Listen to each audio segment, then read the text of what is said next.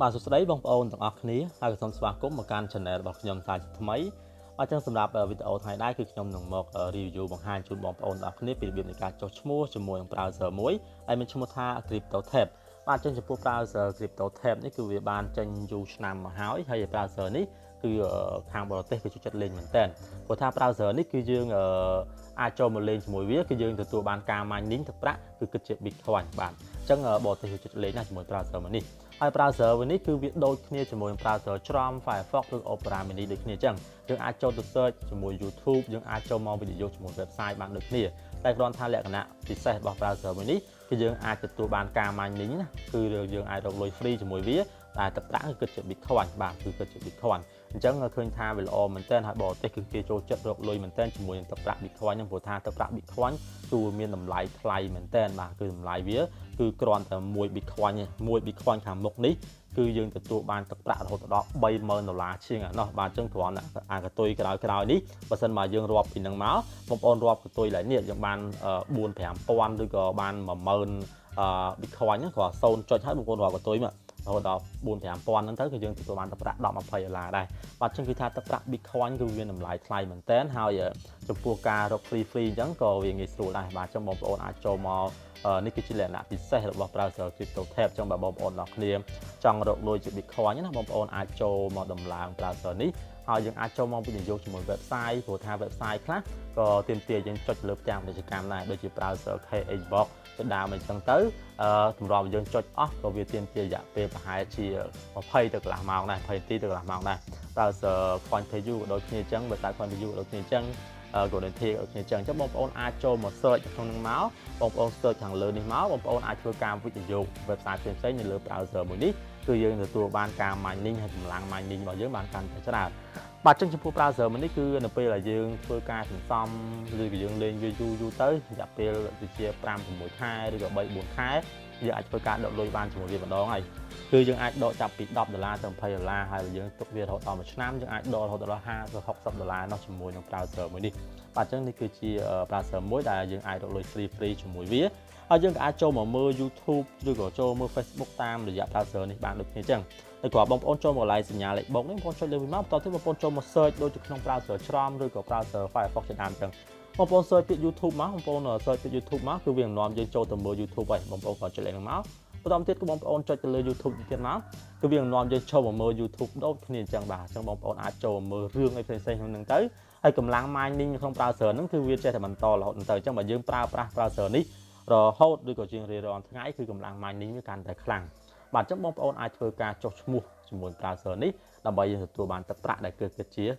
Bitcoin ឬក៏ BTC ហ្នឹងហើយសម្រាប់បងប្អូនអ្នកគ្នាដែលចង់ចុះឈ្មោះជាមួយ website មួយនេះគឺខ្ញុំនឹងដាក់ link នៅខាងក្រោមតែម្ដងអញ្ចឹងបងប្អូនអាចចុចនៅលើ link នោះដើម្បីធ្វើការចុះឈ្មោះបាទអញ្ចឹងសម្រាប់បងប្អូនទាំងអស់គ្នាដែលចង់ដំឡើង browser Cryptotab នេះមកប្រើប្រាស់ដើម្បីយើងសាងប្រាក់ចំណូលលើទូរស័ព្ទដៃរបស់យើងណាសម្រាប់បងប្អូនអ្នកដែលកំពុងតែតាមដានទស្សនាវីដេអូរបស់ខ្ញុំគឺបងប្អូននឹងឃើញសញ្ញាព្រួយបាញ់ចុះក្រោមនេះមួយបងប្អូនក៏ចុចលើវាមកបាទបន្តទៀតបងប្អូនចូលមករកកន្លែងខ្ញុំដាក់ថាចុចលើ link ដើម្បីធ្វើការចុះឈ្មោះបាទបងប្អូនឃើញកន្លែងនេះហើយបងប្អូននឹងឃើញ link សខៀវខាងក្រោមបងប្អូនក៏ចុចលើវាមកគឺវានឹងបង្ហាញជាមួយនឹង browser ដែលអាចយើងធ្វើការចុះឈ្មោះជាមួយវាបានបាទអញ្ចឹងដោយសារតែទូរស័ព្ទដៃរបស់ខ្ញុំឥឡូវគឺមាន browser មួយទៀតបន្ថែមគឺ browser Cryptotab បាទពីមុនខ្ញុំមានតែ browser Chrome Firefox ឬក៏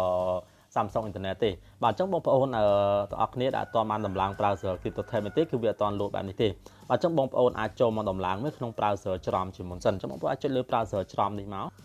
បាទអញ្ចឹងនៅពេលបងប្អូនទាំងអស់គ្នាចុចនៅលើ link របស់ខ្ញុំគឺវានឹងនាំបងប្អូនចូលមកដល់ក្នុងទម្រង់បែបនេះបាទអញ្ចឹងមកដល់កន្លែងនេះគឺបងប្អូនទាំងអស់គ្នានឹងឃើញហើយវាមាន Google Play 2ណាហើយ Google Play ដែលយើងត្រូវធ្វើការជ្រើសរើសបងប្អូនយក Google Play ដែលមានពាក្យថា Basic ខាងលើនេះបងប្អូនទាំងអស់គ្នាយើងយក Google Play ដែលមានពាក្យថា Pro ខាងក្រោមនេះគឺយើងត្រូវចំណាយលុយក្នុងការទិញវាណាបាទអញ្ចឹងបងប្អូនយក Google Play Basic ខាងលើនេះមកគឺវានឹង free បាទ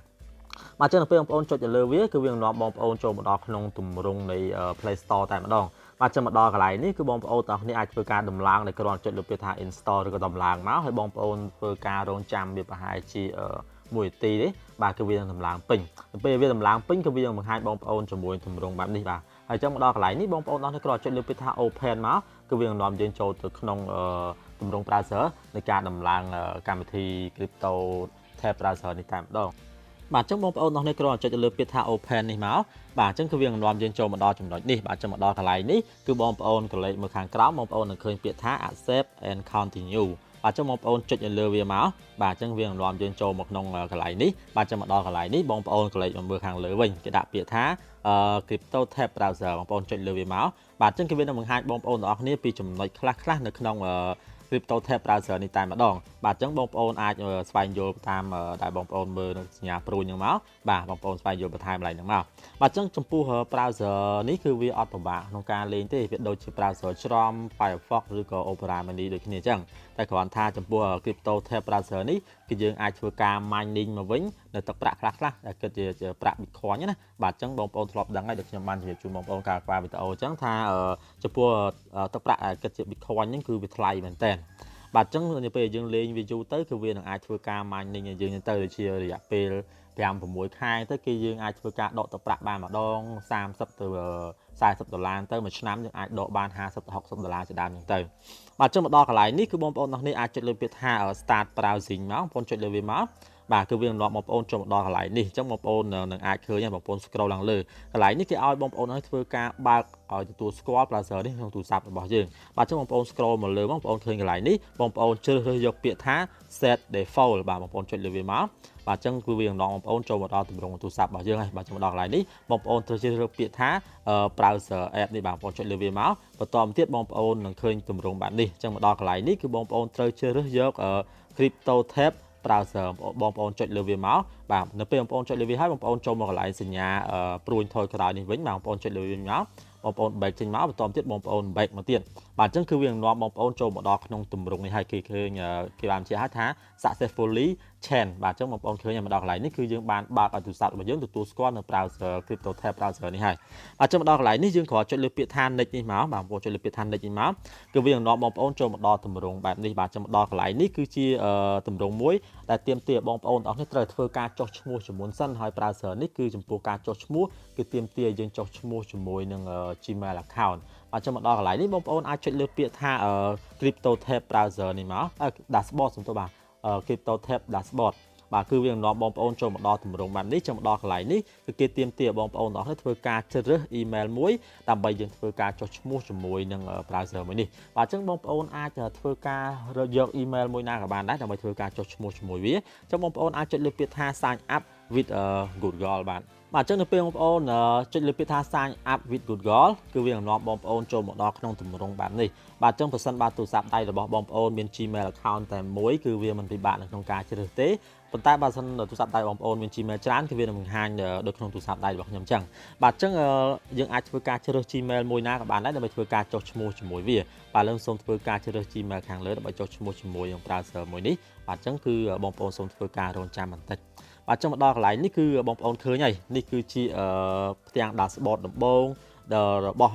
browser នេះហើយបាទអញ្ចឹងបងប្អូនឃើញហើយនេះគឺជាទឹកប្រាក់ដែលគេគិតជា Bitcoin ណាបាទបងប្អូនឃើញ Bitcoin បាទអញ្ចឹងមកដល់ដំបូងគឺយើងអត់ទាន់អាចធ្វើការ mining ជាមួយវាបានទេអញ្ចឹងដើម្បីធ្វើការ mining ជាមួយវាបានបងប្អូនឃើញកន្លែងនេះគេដាក់ពាក្យថា enable mining បាទអញ្ចឹងបងប្អូនអាចចុចទៅលើវាមកបងប្អូននឹងឃើញហើយទឹកប្រាក់របស់យើងគឺវានឹង mining នៅខាងលើនេះបាទបងប្អូនឃើញវា mining ខាងលើនេះហើយបាទអញ្ចឹងបងប្អូនយើងអាចធ្វើការលេងជាមួយវាឲ្យបានច្រើននៅក្នុងមួយថ្ងៃសម្រាប់បងប្អូនអស់គ្នាដែលចូលចិត្តវិនិយោគនៅលើ website គឺ website មួយចំនួនគឺទាមទារឲ្យយើងចូលមកចុចទៅលើផ្ទាំងពាណិជ្ជកម្មអញ្ចឹងទៅបាទអញ្ចឹងបងប្អូនអាចយក website នោះមក log in នៅក្នុង browser Cryptotab នេះមកអញ្ចឹង website ខ្លះគឺវាទាមទាររយៈពេលកន្លះម៉ោងឬក៏20នាទីបាទអញ្ចឹងចំពោះ Cryptotab browser នេះគឺនៅពេលយើងចូលមកបើកវាកាន់តែច្រើនគឺវានឹងធ្វើការ mining ឲ្យយើងបានកាន់តែច្រើនបាទអញ្ចឹងបងប្អូនឃើញហើយឃើញថាមិញហ្នឹងខ្ញុំ mining តែមួយ plate ទេឥឡូវខ្ញុំទទួលបានចំនួនបាទកតុយគឺ1 BTC បាទអញ្ចឹងគឺមួយនេះគឺវាមិនមានចំនួនទឹកប្រាក់ច្រើនប្រហែលទេប៉ុន្តែបើសិនបើយើង mining វាជារៀងរាល់ថ្ងៃហើយយើងអាសាចូលមកលេងវាទៅគឺក្នុងរយៈពេល5-6 ខែឬក៏3-4 ខែយើងអាចធ្វើការដកទឹកប្រាក់បានជាមួយវាម្ដងគឺ$4-10ដែរ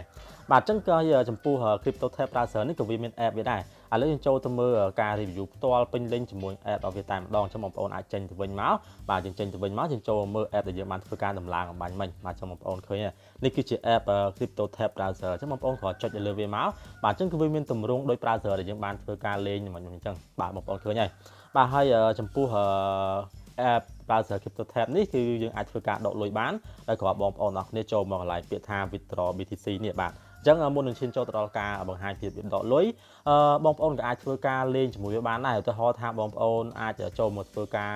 លេងតាមរយៈយើងមើល YouTube ឬក៏យើងមើល Facebook ណាយើងអាចចូលមកកន្លែងនេះកន្លែងសញ្ញាលេខបូកហ្នឹងគឺចំពោះ browser ហ្នឹងគឺវាមិនមានទម្រង់ដូចជាមួយ browser ច្រំឬក៏ Firefox ដូចគ្នាអញ្ចឹងយើងអាចចូលទៅមើល YouTube អីក៏បានដែរបងប្អូនគាត់ចូលមកកន្លែងនេះមកបងប្អូន search ពាក្យថា YouTube មកបងប្អូនចូលកន្លែងហ្នឹង search ពាក្យ YouTube បងប្អូនចុចលើមកបន្តមកទៀតគឺវានឹងនាំបងប្អូនចូលមកដល់កន្លែងនេះចឹងបងប្អូនគ្រាន់តែជ្រើសយកពាក្យថា YouTube នេះមកគឺវានឹងបង្ហាញបងប្អូនជាមួយ YouTube ដូចទាំង YouTube នៅលើ browser ច្រំឬក៏ browser Firefox ដូចគ្នាអញ្ចឹងបាទចឹងបងប្អូនអាចចូលមើល YouTube យើងអាចចូលមើលរឿងអីផ្សេងៗនៅក្នុង browser ហ្នឹងមកបាទគឺយើងអាចទទួលបានជាការ mining កាន់តែលឿនហើយបានកាន់តែច្រើនបាទចឹងនេះគឺជារបៀបនៃការ search ណាបាទបងប្អូនអាច back ទៅវិញមកបន្ទាប់ពីបងប្អូន back ហើយបងប្អូនចូលមកកន្លែងនេះបងប្អូនឃើញអក្សរ C បងប្អូនចុចវិញមកគឺវានឹងនាំយើងចូលមកដល់កន្លែង browser របស់យើងវិញហើយចឹងមកដល់កន្លែងនេះបងប្អូនចុចលើពាក្យថា Cryptotab Dashboard បាទចឹងគឺវានឹងនាំយើងចូលមក dashboard ឬក៏ទំព័រដើមនៃ browser Cryptotab នេះហើយបាទចឹងមកដល់កន្លែងនេះគឺបងប្អូនឃើញគឺ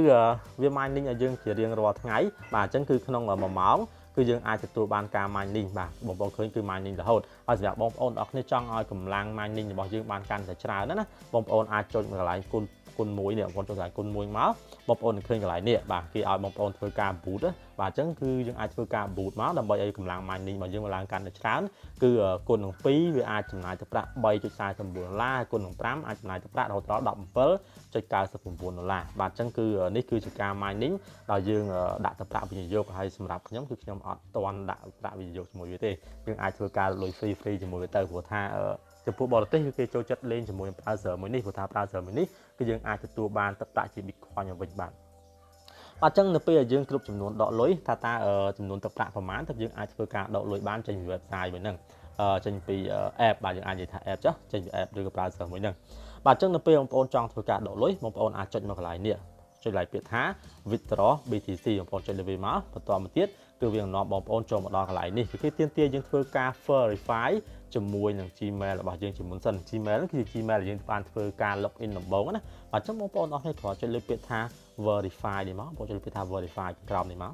បាទអញ្ចឹងគឺវានឹងនាំបងប្អូនចូលមកដល់ទម្រង់ map នេះចឹងមកដល់កន្លែងនេះគឺគេឲ្យបងប្អូនអរគ្នាទៅធ្វើការយើងចូលទៅ check នៅក្នុង email របស់យើងជាមុនសិនបាទអញ្ចឹងបងប្អូនអាចចុចលើពាក្យថា next នេះមកបងចុចលើពាក្យថា nextគឺវានឹងនាំបងប្អូនចូលមកដល់ទម្រង់បែបនេះចឹងមកដល់កន្លែងនេះគឺគេឲ្យបងប្អូនអរគ្នាចូលទៅធ្វើការ check លេខកូដ verify ក្នុង email របស់យើងចឹងបងប្អូនអាចចុចលើពាក្យថា get email ក៏បានគឺយើងអាចចូលទៅក្នុង Gmail របស់យើងផ្ទាល់តែម្ដងឥឡូវខ្ញុំសូមចូលធ្វើការ verify ជាមួយ email ជាមុនសិនបាទចឹងនៅពេលបងប្អូនចូលមកដល់ email របស់យើងបាទបងប្អូននឹងឃើញទម្រង់មួយនេះគេដាក់ថា improve Cryptotab Browser ចឹងបងប្អូនចុចលើវាមកបន្តមកទៀតគឺបងប្អូននឹងឃើញកន្លែងនេះបាទបងប្អូន scroll ឡើងលើបន្តិចមកបងប្អូននឹងឃើញកន្លែងនេះគេដាក់ថា confirm email បាទចឹងដល់កន្លែងនេះបងប្អូនគាត់ចុចលើពាក្យថា confirm email មកចឹងមានន័យថាយើងអាចធ្វើការ confirm ជាមួយ Gmail របស់យើងបានរួចរាល់បាទចឹងដល់កន្លែងបងប្អូនអាចចុចលើពាក្យថា next បន្តទៀតមកបងប្អូនសូមធ្វើការរងចាំបន្តិចបាទអញ្ចឹងគឺបងប្អូនឃើញគឺគេបានបញ្ជាក់ថាបងប្អូនបានធ្វើការ confirm ជាមួយនឹង Gmail account របស់យើងរួចរាល់អស់ហើយបាទអញ្ចឹងបងប្អូនអរគ្នាអាច back ត្រឡប់ថយក្រោយទៅក្នុងទំព័រដើមនៃ